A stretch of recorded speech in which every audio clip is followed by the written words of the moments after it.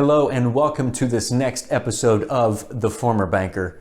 I'm your former banker. My name is Austin.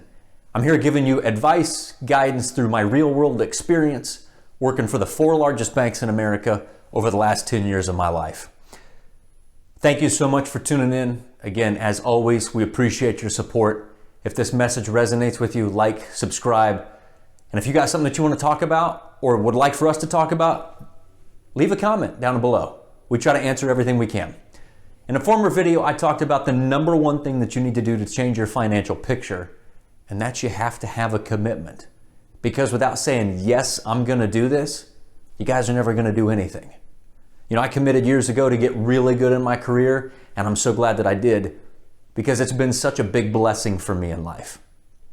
But the number 2 thing that you need when it comes to changing your finances is this thing right here behind me. It's a why.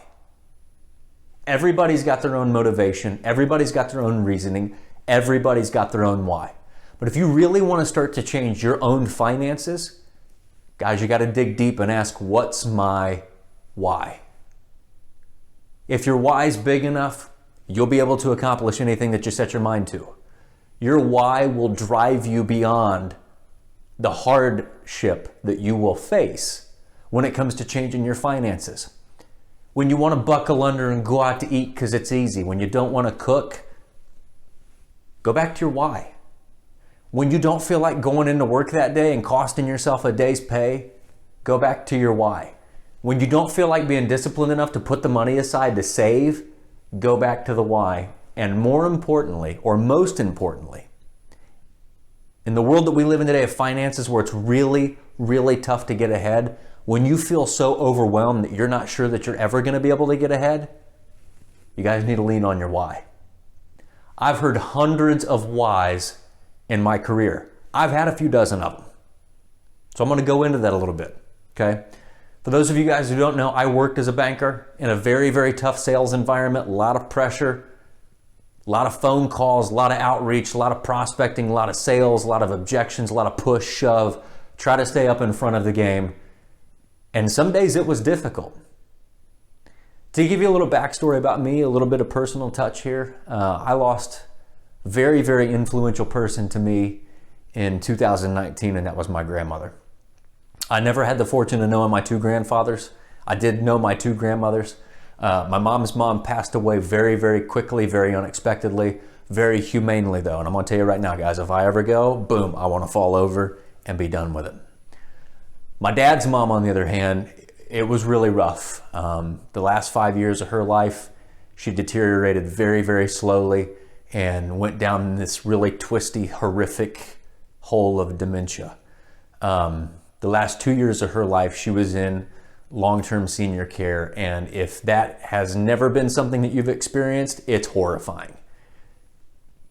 My why, I committed that I was not gonna let my mom and dad go into an environment that was like that. They sacrificed so much to get me where I am today that the least I could do was step out, take a risk, and push into this world and maybe try to earn a little bit of money and maybe try to invest it and partner with some people and do some good things to do a drastic enough change where I could go out and produce so much value that the world gives me money back in return that they wouldn't have to die like that.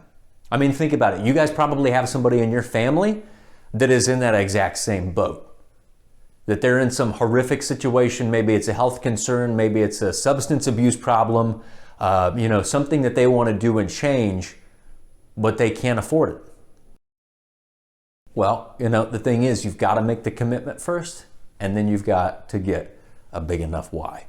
Because again, when things get tough, you will push through and you will overcome almost anything. You will sacrifice almost anything to get ahead where you need to go. Actionable item on this, because I'm all about giving you guys action, something that can drive you forward, something that overcomes procrastination and fear. Why don't you pick out 2 or 3 whys? My parents are a huge one in my life. I'm an only child. I'm an only son. So when it comes to taking care of them, that burden falls down on me. Recently, I got married. I've now got a family to provide for and a wife to go out and push for and shove for. and try and make a difference for. And I'm also trying to fight against this busted education system that teaches you how to go to college and go to school and take on student debt, but it doesn't even teach you the basics of finances. My legacy will not be the money I made, it will not be the company I worked for, it will not be the car I've driven, but it will be the people that I have helped.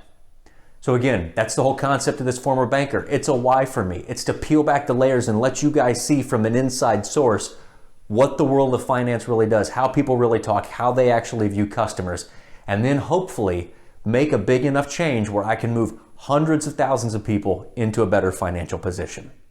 So again, actionable item, take and write down 2 or 3 whys. Make them big, make them emotional, tie something to them, make them your kids, your family, your church, your community, whatever it is. And I'm gonna tell you right now, to be honest with you, to be real with you, you need to cry on at least one of them. Because if you ain't crying, it ain't a big enough why. I'm just here to tell you how it is. Do me a favor. When you delve down this road of I want to change my finances and you want to make a commitment, make sure that you tie a big enough why behind it. Hope this helps. Hope it inspires you to take action, drive a little bit further forward, make the changes that you need. As always, I am here for you as a resource. If you've got any questions, anything that you want to know about in the world of finance, drop them in the comments below. Again, if you find value out of this, like and subscribe because it's going to help us continue to push forward, to make new content, and it really gives me a finger on the pulse of if this is working or not. Hope this helps. As always, guys, I appreciate you taking time to stop by and listen to the ramblings of a former banker. I'll see you next time.